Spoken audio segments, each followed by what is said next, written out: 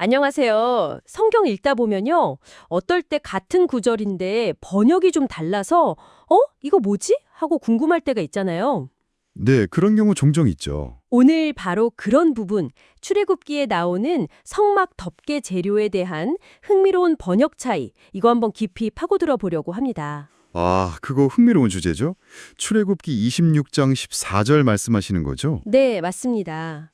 성막의 제일 윗부분, 그 덮개를 뭘로 만들었냐 하는 내용인데 이게 좀 갈려요.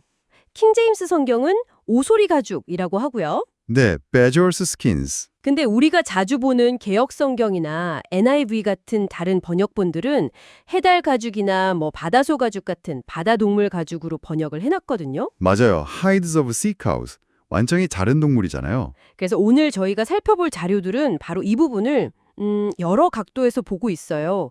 성경 번역본 비교는 물론이고 이 동물들이 실제로 어디 사는지 그 서식지 정보까지 다르면서요. 네, 중요하죠. 단순히 뭐가 맞다 이걸 넘어서 왜 이렇게 번역이 달라졌을까? 또 각 주장은 뭘 근거로 하는 걸까? 그 핵심을 좀 파악해보는 게 오늘 저희 목표입니다. 어쩌면 이 작은 차이가 더 클 그림을 보여줄 수도 있고요. 맞습니다. 핵심 쟁점은 명확해요.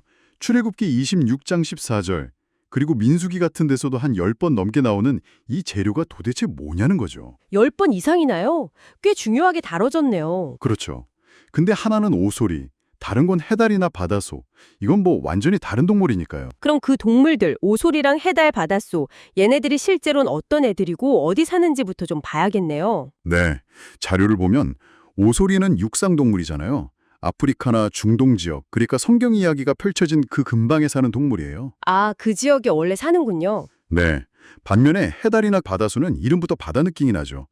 주로 저기 베링 해협이나 알래스카 근처 아주 추운 북쪽 바다에 사는 해양 포유류예요. 서식지가 완전히 달라요. 와, 알래스카요? 그럼 여기서 이제 자료가 던지는 질문이 정말 흥미로운데요.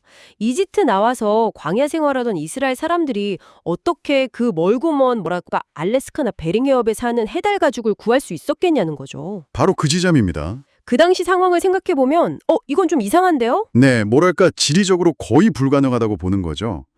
오히려 그 사람들이 있던 중동 지역 아니면 근처 아프리카에서 구할 수 있었던 그 오소리 가죽을 썼을 가능성이 훨씬 현실적이지 않냐 이런 논리가 성립되는 거죠. 잠깐만요. 근데요.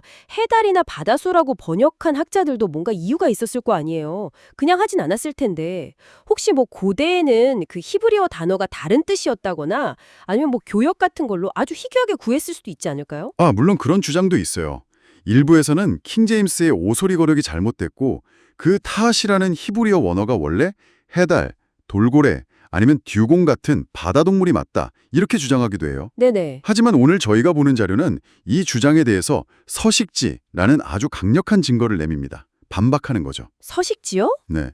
자료에서는 심지어 badger habitat랑 sea cow habitat 검색만 해봐도 이 지리적 차이가 얼마나 명백한지 바로 알 수 있다. 이렇게까지 얘기해요. 아하. 그러니까 아니 거기 살지도 않는 동물을 어떻게 잡아서 가죽을 썼겠냐는 아주 현실적인 반론이네요. 그렇죠. 굉장히 설득력 있죠.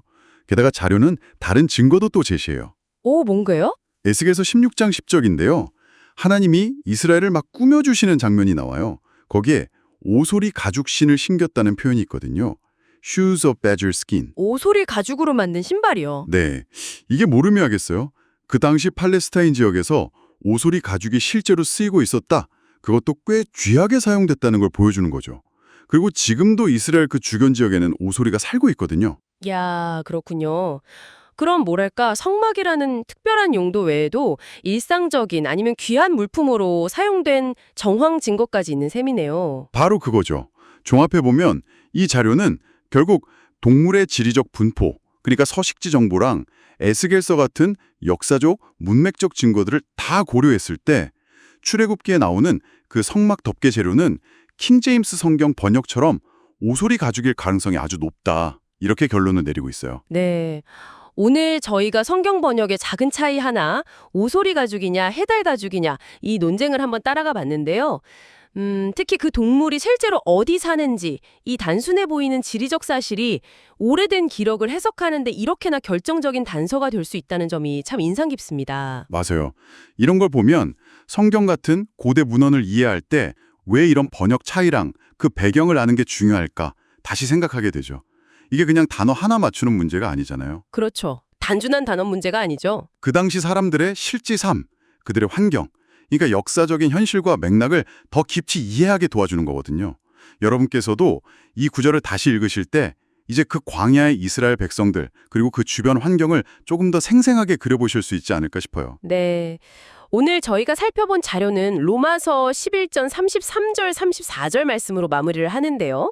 오 깊도다 하나님의 지혜와 지식의 풍성함이여 그의 판단은 헤아리지 못할 것이며 그의 길은 찾지 못하리로다.